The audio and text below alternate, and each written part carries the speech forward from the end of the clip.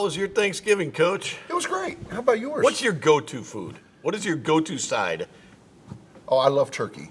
But side is... You gotta have it's the side. The whole meal's made by sides. like, honestly, I'm a big green bean person. Like, I love green beans. You're the guy that eats the green bean casserole? 100%. Yeah, I'm a huge green bean casserole That doesn't person. even come to my side of the table.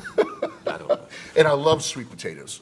Like, the yams and sweet potatoes are my favorite. How So about you had a good Thanksgiving? It was great. It was Me, great. I'm stuffing. I'm all The stuffing. best part of my Thanksgiving, though, was when I received this from your wife and that you actually... That wasn't from my wife. I went and picked it up. And you but actually, it's under her Hope name. Nation, this is a Proof. receipt that my man Jim, Gazzola the Great, actually does get his jacket Now, cleaned. I don't expect you to pay it. I just want you to know I do get my jacket cleaned. It's already been paid. And Hey, yes, you my know wife's what? name is on it because, let's face it, everything's in her name anyway. Of course. But yeah. Smart lady. I'm excited, and it smells so much better here. Like, I'm just, the aurora, I mean, oh my gosh, it's so much better. Thank you for doing that. I do it. And I'm so I do thankful it for about that. once I every am month and a thankful half. for I don't that. do it like I only wear it an hour a week. It's not like I'm not running So did you have a around. good Thanksgiving? Yeah, it was quiet. You know, as the kids get older, it gets quieter. Yeah. They do their own thing, and we go out to dinner, and she doesn't have to cook, and she gets happy. Where'd you go? Where did we? We went to the casino. It's pretty good. Yeah, we went to. I don't do the turkey thing on Thanksgiving. Of course you don't. Would you order a pizza? No, but I would have. I would have ordered a pizza and watched football. That's what I You're would have done. unbelievable. No, I went out and I had ribs. Oh, nice. Chicago's a ribs place. I had ribs. I'm a very traditional Chicago guy. Is there any place in town with deep dish Chicago pizza? No. No. Okay. Just Not. There are some deep dishes that are here, but not like that. Gotcha. Not the deep. Or as one guy actually called it a casserole. He didn't think it was a pizza, which is probably true. True. All right, let's get into some Okay. things here. I want to talk about football a little bit because the Southland Conference is not a great football year for the Southland Conference. really bad. Something like 3-27 against Division I opponents. Yes. Beaten in the playoffs, and poor Nichols gets stuck in an airport for 24 hours. Just kind of like kicking somebody when they're down. You ever been stuck in an airport for 24 hours? I have in a recruiting trip, but not with a team. Thank goodness. I couldn't imagine. It was. That's not a basketball team. That's a football team in no an question. airport. I mean, just to have that many guys and that many people, 140 people in your travel party that is stranded is. I mean, it really is. It's unacceptable on a lot of fronts, and I think, JT, the AD at Nichols. I think he did a great job keeping everything together, but also educating the public on, what the heck's going on down there. Well, the NCAA's got to get better. They do, 100%. They have to take, they talk about kids and all that and everything, and then we see this, and I question, what their priorities I always agree. are. I agree. Always have, always will. But you went 0-10 on the field, but you still won the conference in attendance. It's amazing, and it's a credit. It really is. It's a credit to our fan base. They are, without question, the best in the country. What happened on the field is unacceptable. Period. It needs to change. It needs to change drastically. I had a very detailed conversation with Coach. Right after the season, he understands the expectations moving forward. I expect changes to be made within the program. Right now, the last week, I allowed him some time to truly assess those things. I assessed them on my end, but it has to change. Look, I mean, it's the product on the floor, on the field is just not good enough, and we can sit here and make excuses, but that's what they are. They're excuses. We have to win. We fund this program to win, and we needed to figure it out. Okay, the Southland used to get 3 bids, always. They got 1 bid. Yep. Are you surprised by that, Incarnate Word not getting a bid? I am. I thought they would get a bid. Yeah, I thought for sure that they would get a bid. I think they were deserving. I think they're a really good football program. They just keep turning it over. I mean, coach to whatever. I mean, they've had that figured out, and they've done a great job. I was surprised they didn't get a bid. I want to see how they do next year with the first year of him actually being the guy that has to bring in the transfer, because he doesn't have the name recognition as the two guys that left before. Does the portal open up for them, and how do they handle the portal? Because this is now a different incarnate word than it was the last couple of years. For sure. I tell you what, they've done a great job in the portal, and we can sit here and say, well, we don't like the portal. The portal's going to be here. The portal's here. It's not going to go away, and you have to use it. We have to figure out how to be good in it and get it right. I mean, that's the one thing is. You've gone to the portal a few times. You've done some misses. You have to get it right. We've had quite a few misses, in the recruiting area. That's for sure. And you as a former coach, I'm telling you, you miss that many times, you're not going to have success. We have to get recruiting right. I think it is a huge need and has been a liability, unfortunately, in the last couple of years. We've got to figure out how to get the McNeese caliber player back at McNeese. Yeah, that is the key. When we come back, we're going to have Sasaha Karelov, volleyball. I got her name stumbled. How do I stumble over her name? When we come back talking volleyball and how she does recruiting. Absolutely. After this on Poke Nation. In a wreck, Gordon McKernan Injury Attorneys is ready to go to work for you. Come meet your team. I'm your intake specialist. I coordinate your case and connect you with your attorney and paralegal. That's us, your legal team. Here you go. Thanks. And we'll fight to get you every dollar you deserve. I'm your settlements and disbursement manager, and I'm here to get you paid on time. I'm attorney Gordon McKernan. Put our team to work today. Just call us. Get it done! Tell me how the day unfolds. Traffic fast or traffic slow. The feeling is so fine, I gotta say. You're everywhere, got you everywhere. Everywhere I roam. You're everywhere, got you everywhere. Everywhere I go. Go. Everywhere I go.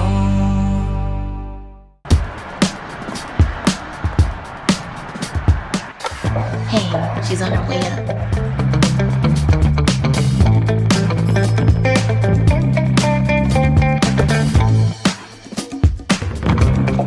Hey, G, I got you something. Hey, Coach. What do you think? Is this too much? If you look good, you play good. All right, then. Let's get it done.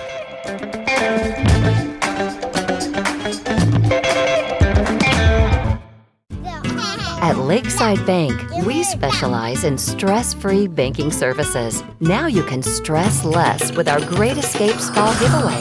One winner a month can unwind with a relaxing spa package from Scarborough's Salon and Day Spa. Then, in December, we'll give away a luxurious relaxation trip for two to Miraval Resort in Arizona. Now that's stress-free. Register today at any Lakeside banking location. Stress less at Lakeside Bank. Welcome back to Poke Nation. Sasha, welcome back. Thanks. So, volleyball season ended, okay? Didn't end the way you wanted to, but still got to the semis. You finished third in the league. Tell me talk to Poke Nation about what your thoughts are for your year two in this program. Yeah, I'm really excited about how we were able to turn around, especially the preseason. It was a little rough. We played some top 25 teams, and we battled, and we learned a lot about ourselves. We got exposed early, but I think that's what helped us finish so strong is we kind of learned who we were at the end of the season, and we peaked at the right time. And we came up a little short in the semifinals, but I feel like we left it all out on the court, and that's what you want as a coach at the end of the day. So talk about your growth from year one to year two. Where do you think that you grew the most within the program? I think we grew the most in, I would say, competitive spirit. Like, I think the first year we were competitive and we won a lot, but it was more just like how we were winning. I think this year, like, we grew over time in the season, like battling against the top teams, maybe teams that are a little bit bigger than us. I feel like our mentality going in, we were really excited for the challenge. And I think in my second year, even for me personally, I feel like I've learned a lot about myself and how to manage different personalities and a younger team too, because the first year we had a lot of older kids. This year we had a lot of younger kids, and just figuring that out as well. Yeah, talk a little bit about that, because you said during the year that this was more a reflection of your kind of recruiting class, but it was younger. You had the freshman of the year in the conference, so it bodes well. But what else did you learn about this group of kids? Yeah, I would say just mentoring them throughout the process of college, not just the volleyball, but leaving home for the first time, being away from family, what is school gonna look like, all that. I feel like as an assistant coach, you don't do that as much. I mean, you have different roles and responsibilities within the program. As a head coach, you kind of oversee all of it, and you got to check in on those kids all the time, make sure they're doing okay, because it is a big change going from high school to college. And of course, different this year because you didn't have that leadership that was there already. Right. You had to kind of establish that almost more through coaching. What did you learn about that? Yeah, I think just constant conversations with my captains and my leaders.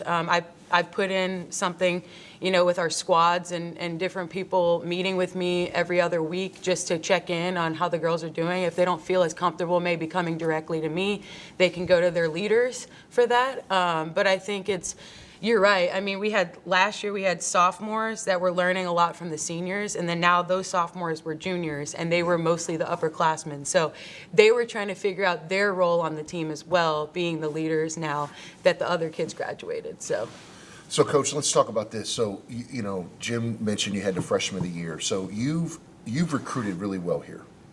You've obviously signed multiple all-league players in your 2 years here.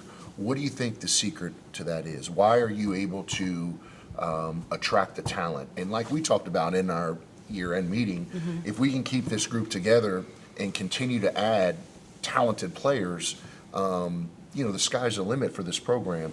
Why do you think you've had success in recruiting at McNeese? I love McNeese. I feel like my passion for the school and what we have to offer, I try to emulate that every single day when I have conversations with these kids. And I mean, when you have beautiful facilities, an awesome community that loves athletics, it's just an easy sell, in my opinion. And then you're right, I think next year is our year. If we can keep this team together, add a couple pieces, get a little deeper in the middle blocker position, I think we're going to be really, really good. And the girls just love Lake Charles, and I think they're a big part of my recruiting, because when I bring people on visits, they spend a lot of time with my players, and the players just talk so much good stuff about the area and how cool it is. So it sells itself. You just got to get people on campus. I think that's the biggest thing. Now, you took a young team and put them in a lot of tough environments at BYU, some other places. How much did they grow from that? And when you go forward in scheduling now, are you not afraid to do that anymore? Yeah, I mean, I think I'm the first to admit that I'm learning just as much as they are, because it's only my second year as a head coach, and I never did scheduling before. But I'm big on let's play the best teams we can early, even if it may be a little bit difficult or hostile environment. I feel like it's going to help us grow over time, and if you want to be the best, you got to play the best. And so that's just my mentality. Obviously, I think next year I got to see the kids that come back and what we add as far as depth and how that's going to stack up against competition. But I think, moving forward, I still want to compete and play some of the best teams. It's fun, so let's keep it going. What did you learn about that, though? I mean, is there a point, especially with a young team, about having too much, trying to get them success? How do you kind of border the get success but also play the best? Yeah, I think it's a balance, and also knowing who's coming in. I think this year it's hard. This year was hard because I had so many newcomers. I was still trying to figure out, okay, where are we going to be this season? Obviously, I have high expectations, but you never know what could happen. But finding that balance with the young talent and everything else, I think that's important. Well, we're going to talk about how you keep people on volleyball and how many people actually enter the transfer portal and what that looks like in that sport after this on Poke Nation. Serving the community of Southwest Louisiana since 1954 and a loyal supporter of McNeese State University for over 30 years, Southwest Beverage has provided scholarships to students, supported athletic programs, and sponsored the Banner Series since its inception. We pride ourselves on being the premier beverage supplier in Southwest Louisiana, offering an extensive portfolio of beer, spirits, and non-alcoholic beverages. We're Southwest Beverage, and we want to say thank you for your support. Tell me how the day unfolds. Traffic fast or traffic slow. The feeling is so fine, I gotta say, you're everywhere.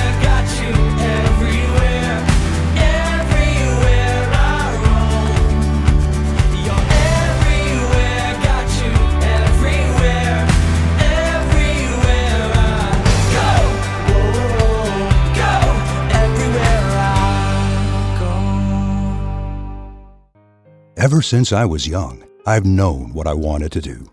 Sure, I had some guidance along the way. Thanks, Mom and Dad.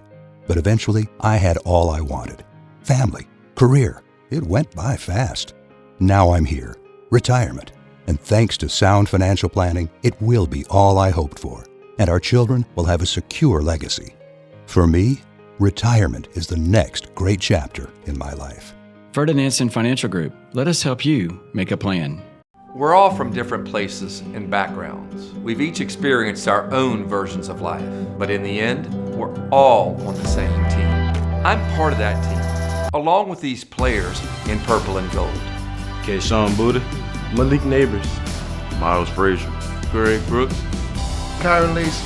Whether on the field, in the community, or in the courtroom, your team matters. So join our team. Make a difference. Bet. Let's get it done.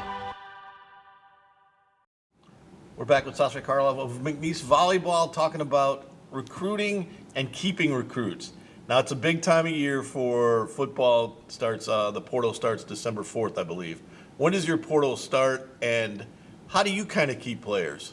Well, the undergrad portal starts December 3rd, but there's been a ton of grad transfers already entering the portal all season. So it really never truly stops. You know, if you're a good recruiter, you're always recruiting, and that's what I always say. So, but yes, as far as the kids for undergrad, they'll be entering December 3rd, and we'll definitely be, you know, eyes open for that. So.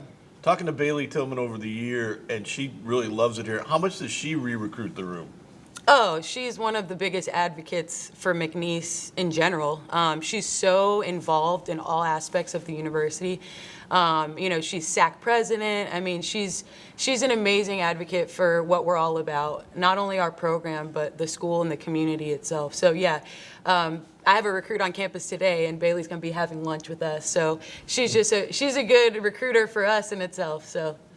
So, Coach, let me. You talked alluded to in the last segment about your growth, right? Mm-hmm. And when we hired you, I remember, you know, like, it's your first time, you're young. What have you learned? Like, talk about that. What have you learned from year 1 to year 2, your own development? Yeah, I would say the biggest thing I've learned is doing my best to stay true to myself. And it's not always easy, but I feel like just reflecting all the time. I think my first year, I was kind of just seeing what would happen. Like I didn't have any expectations. I was excited, obviously, for the opportunity, grateful, all the above, and still am. But I think my second year, I got a little bit more reflective of like, where do I want to go with this program? I want to make history. So to make history, like you have to have an edge and you have to do things a little differently. And I think just getting a little bit more detailed with what I was doing, like I started writing everything down. Like my first year kind of just, you know, flew by the seat of my pants a little bit. The second year, I actually wrote everything down, a handbook. Okay, this is what's important, this what isn't important.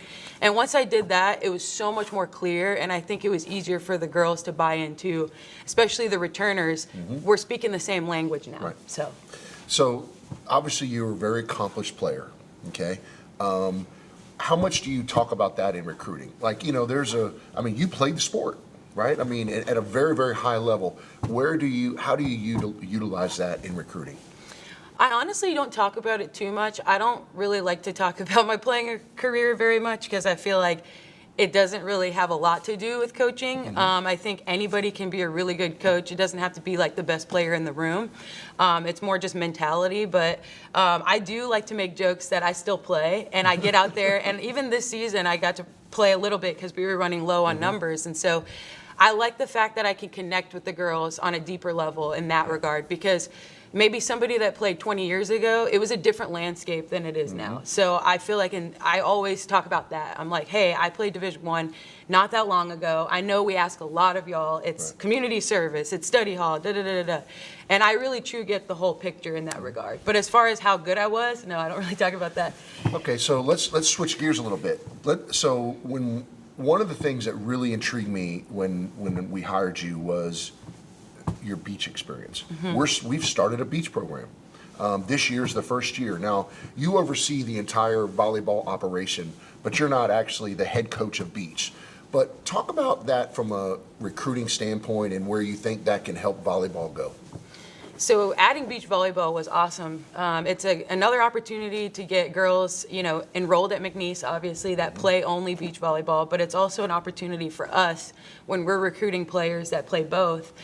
There are a select few of them out there, and it is an attractive situation, when they come in and they can play both sports for 4 years. Whereas when I played indoor for 4 seasons, and then I had to go graduate and play a year for beach. So I would have loved this situation. I would have loved McNeese because I could have done both year round. And that's the volleyball junkie in me, and like those are the type of kids we're recruiting. They're gonna eat that up. So, and plus another amazing facility down the road. So it's like a win-win in that regard. What does that do also for selling your sport to keep it in the public eye year round? Oh, it's awesome, especially in Louisiana, because it's still growing in this state. It's not like Texas where, volleyball is a hotbed, and beach volleyball is huge there too now. But like in Louisiana, it's growing. Every year I feel like it's gotten more and more popular. And now adding beach volleyball to McNeese, especially in the Southland Conference, I mean, we're going to have a chance to compete for an NCAA tournament bid in another sport for McNeese. That's a great thing for our sport and for the university. So I think it's awesome for not only indoor, but beach as well. Our programs are so intertwined because of the coaching staff and the players. So it's just an added bonus, I think. Please tell me you're not going to let him go out there without a shirt on and watch. Oh, no, you ain't got to worry. Without a shirt on? I don't know about that. Those days are over. I mean, you can do whatever you want. No.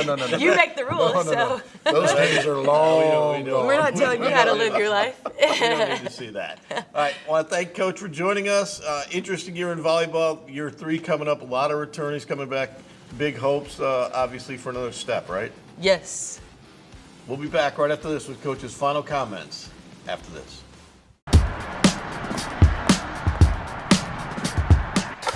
Hey, she's on her way up.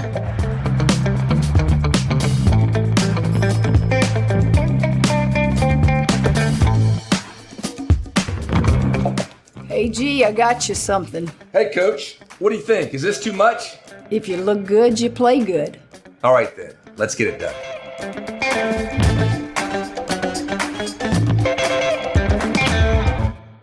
Hey, Lake Charles, Russ Silver is your Eye on the Lake guy here at Legacy Center on McNeese campus, and you're watching CBS Lake Charles. Go Pokes. We're all from different places and backgrounds. We've each experienced our own versions of life, but in the end, we're all on the same team. I'm part of that team, along with these players in purple and gold. Kayshawn Buddha, Malik Neighbors, Miles Frazier, Greg Brooks, Kyron Lacey. Whether on the field, in the community, or in the courtroom, your team matters. So join our team. Make a difference. Bet. Let's get it done. We're back, Coach. Interesting times around McNeese because of basketball now. We can talk basketball. Here we go. 5-2. 5-2, and talking to Will Wade, he doesn't seem that happy. Yeah, I mean, 5-2's a party here. Yeah. Well, I tell you what, I think that you look at the Western Carolina game, had a shot to win it. Louisiana Tech, I thought we played well, and it's interesting. They got their big kid eligible 2 days before the game, and we're still waiting on the NCAA for CJ Felder. We can slice it however you want. I think. You flip those games, you win. That was a difference. Exactly right. Maybe even if you have both of them eligible, you win that game. But the fact that they got Bacho is his name? Yeah. Bacho. Close 6'11" and a half. For sure. Yep. And he took over the inside, drew fouls on you. You had 5 less fouls to give than if you have C.J. Felder come. Right. That was a game that the NCAA decided. To me, why can't they make a blanket decision on everybody at one point in time? Well, to defend the NCAA, we never do that. Every case is different. Yeah. And look, I've been doing this in college athletics for 29 years. There's a lot of waivers requests that are submitted that are, we never hear about. Yeah, and a lot of them are just kind of BS. Yeah. CJ Felder's is not. Yeah. When you really dive into CJ's, it warrants a waiver. There's no question in my mind, and hopefully, within this week that the NCAA will reconsider some additional information that was presented to them, and we'll know sooner than later. But you hope to hear this week. I'm hopeful, yes. You'd like to get him back for the time Will Wade comes back. For sure. I mean, the kid's been through a lot. He missed 18 games last year. He's already missed 7 games. Essentially, he's missed a year. Yeah. So I mean, it's one of those things, and his issues are real. They're documented way before he ever got here. So hopefully the NCAA sees that and grants a waiver. But I do understand why there's not a blanket. Because anybody can just throw in something that maybe isn't true or sure. Is extensive as CJ's and there's a lot of people trying to get away with stuff. I'm not arguing. Yeah, that. No doubt about it. But but hopefully you'll hear this week on him, and that will give you another 6'9" guy to go along with. But other than that, interest is higher than ever. They are 5-2, which, like I said before, is an absolute celebration around here. Usually, it would be. What do you see when you watch them play? Because how much do you think they can go, and how much will Will Wade matter when he gets back on the bench? First of all, I think that Brandon and Vernon have done an unbelievable job in his absence. I think they've managed the team. They've done a really, really good job. In his absence. It's always a little bit different when you coach in practice, and that's the voice in practice, and then in a game, it's not the game, right? So it's a different voice. I think that's a little bit different, and I think just the experience of being on the bench, you can't, it takes, like Sasha talked about. I mean, you learn as you go. So, Coach Wade's been doing this for over a decade. I think that makes a little difference. But the thing that I'm excited about is we have good guards. Obviously CJ would be great because he's another big body. But our guards are good. I love what we do because it all makes sense. We press and we go back to man. Our presses are a little bit different. Defensively, I think we're getting better and better. And then offensively, we have guards that can make plays. Yeah. And make plays at the rim. Exactly. Make plays shooting jumpers. Create things by diving to the basket That's and right. opening things up. You got a lot of different ways to play, which you've never had before. For sure. And the other thing I think too is that when you go in and watch them practice, and I've watched quite a few practices, there's an edge about them. Coaches drawing that out of them. There's a toughness about them. There's a chip on their shoulder. I think this team can have an unbelievable season. Yeah, it's an interesting thing because we haven't seen that before, but also they've played they're 2-2 against mid-majors. They played Birmingham on Tuesday, but they play Tennessee Martin here on Saturday. It's a big game. That's a big game. Then they get a non-division one. Then they get 2 more mid-major games at home before going to Michigan. I think this is a big stretch to see just where they're at because this is the type of competition, maybe a little better than competition on a night-in, night-out basis than they'll see in the Southland, but it's the top level of the Southland. 100%. We'll learn a lot about our team. UT Martin's good. They're having their best start since for quite a while. And obviously UL and Southern Miss are Conference USA and Sun Belt level teams. So we're going to get a great test. I think this next stretch of 4 games is really important. We've had a tough stretch. I mean, you're going to go to La Tech, then go to UAB. Those are hard teams to play. Western Carolina 4 straight on the road. So it'd be nice to come home and get some games as well. Yeah, and I think you're hoping for a big crowd for Tennessee Martin, I would imagine. Yes, and especially for the 13th when Will Wade comes back. Yes, we'll talk about that when it comes. Willie the Kid gets released. Yeah, Willie the Kid. That's great. We'll see you next time when we'll talk more about Willie the Kid on Poke Nation, and also catch us on Pokecast on Wednesday nights.